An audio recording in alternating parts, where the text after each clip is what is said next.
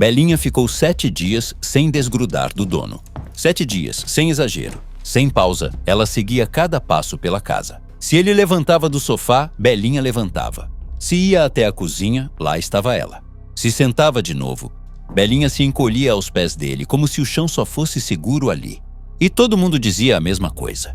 Que fofura, ela ama demais. Que sorte a sua ter um cachorro assim. No começo ele também achava bonito. Confessava até com orgulho. Dizia que Belinha era grudada porque confiava nele. Porque tinha carinho. Porque era companheira. Mas havia algo estranho. Algo que não aparecia nas fotos. Nem nos comentários carinhosos. Nem nos vídeos curtos que mostravam só o lado bonito da história. Belinha não dormia mais direito. Ela cochilava. Sempre com um olho meio aberto. Sempre alerta. Se ele se mexia durante a noite, Belinha se levantava. Mesmo cansada. Mesmo sem necessidade. E não era só isso. Ela parou de brincar. Os brinquedos estavam ali. Os mesmos de sempre. Mas Belinha não se interessava mais. O que antes era alegria, agora parecia distração sem graça. Ela até chegava perto, cheirava. Mas logo voltava correndo para perto dele. Como se algo pudesse acontecer se ela se afastasse por alguns segundos. No terceiro dia, ele começou a perceber que não era só apego. Era tensão. Belinha respirava rápido quando ele se levantava. Mesmo para coisas simples. Ir ao banheiro, pegar água, trocar de roupa. Ela ficava em pé, rígida, observando cada movimento. E quando ele sentava de novo, só então Belinha relaxava, deitava. Suspirava, como se dissesse em silêncio, agora tá tudo bem. Mas não estava. No quarto dia, algo mudou. Belinha recusou comida, não foi total. Mas foi diferente. Ela cheirou a ração, olhou para ele e se afastou. Ele estranhou, mas pensou, deve ser frescura. Talvez não esteja com fome. Só que Belinha nunca tinha feito isso antes. Ela sempre comia animada. Era o momento preferido do dia. Agora não. Ela só comia se ele ficasse parado ao lado do pote, olhando. Esperando. Se ele se afastava, Belinha parava de comer. Levantava e ia atrás. E ali, sem perceber, ele começou a mudar a própria rotina. Não porque quis, mas porque parecia mais fácil. Ficava mais tempo sentado, adiava coisas simples. Evitava levantar só para não deixar Belinha inquieta. E isso parecia cuidado, mas não era. No quinto dia, Belinha começou a tremer. De leve, quase imperceptível. Não era frio. Não era dor visível. Era algo que vinha de dentro. Ela se encolhia quando ele saía do campo de visão. Mesmo por segundos, mesmo dentro da mesma casa. E toda vez que ele voltava, ela grudava ainda mais. Como se tivesse medo de que aquele retorno não se repetisse. Foi aí que ele lembrou de algo importante. Algo que tinha acontecido pouco antes desses 7 dias começarem. Uma mudança, nada dramático, nada trágico, mas uma mudança. A rotina dele tinha mudado. Horários diferentes, menos tempo em casa. Mais saídas, menos previsibilidade. Para ele era só fase, para Belinha era instabilidade. Porque cachorro não entende agenda. Não entende, é só essa semana. Não entende promessa futura, ele entende o agora. O padrão, a repetição. E quando isso quebra, algo dentro dele quebra junto. Belinha não ficou grudada por amor exagerado. Ela ficou grudada por insegurança. Mas isso ainda não estava claro. No 6º dia, ele tentou sair. Coisa rápida, padaria da esquina.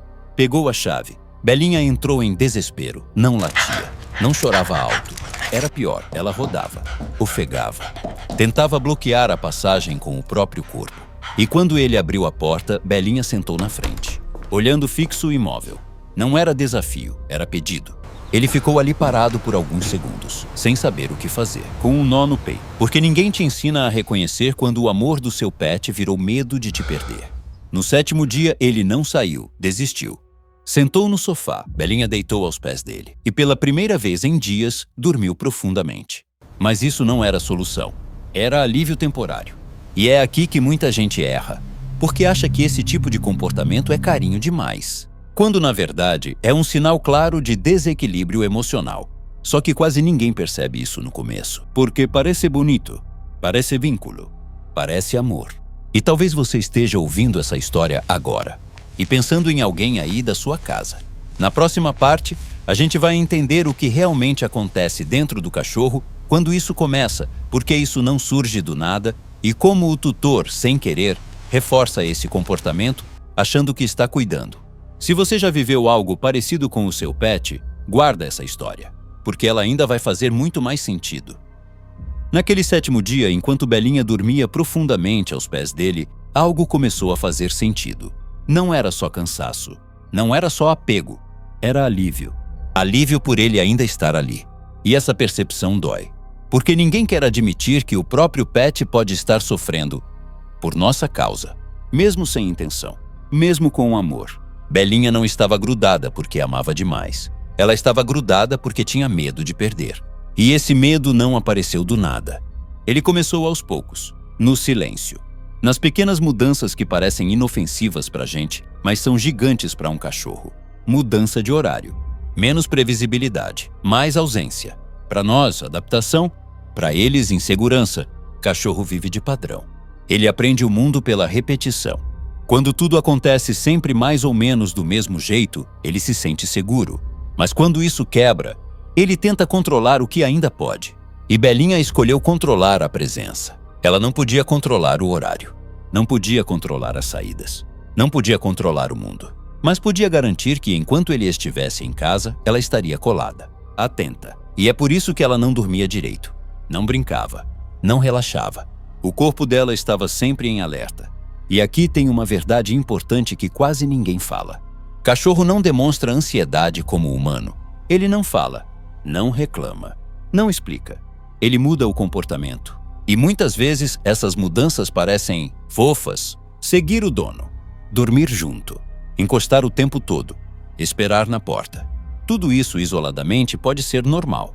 Mas quando vira excesso, quando vira necessidade, quando o cachorro não consegue mais ficar em paz sozinho, não é carinho, é medo. E sem perceber, o tutor começou a reforçar isso. Ficava mais tempo parado. Mudava o ritmo, evitava sair, elogiava quando Belinha ficava perto, porque parecia cuidado. Mas para o cachorro, a mensagem era outra. Se eu ficar colada, ele não vai embora. E o cérebro aprende rápido. Belinha não estava sendo manipuladora. Ela estava sendo inteligente dentro do que ela sabia fazer. Mas isso cobra um preço alto. Cachorros que entram nesse estado vivem cansados, tensos, hipervigilantes. Eles não descansam de verdade. Eles não se sentem seguros sozinhos. E com o tempo, isso vira sofrimento silencioso. Foi só quando ele tentou sair e viu Belinha bloquear a porta com o próprio corpo, sem latir, sem rosnar, sem agressividade, que ele entendeu. Aquilo não era desafio, era desespero. E naquele momento, ele fez algo importante.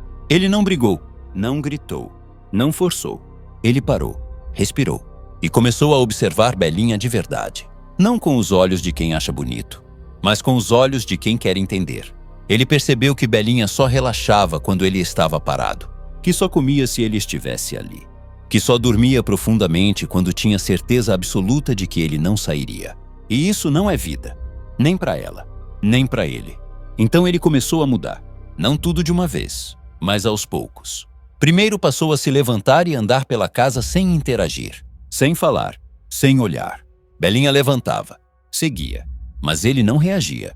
Depois começou a sair do cômodo por poucos segundos. Voltava, sem festa, sem reforço.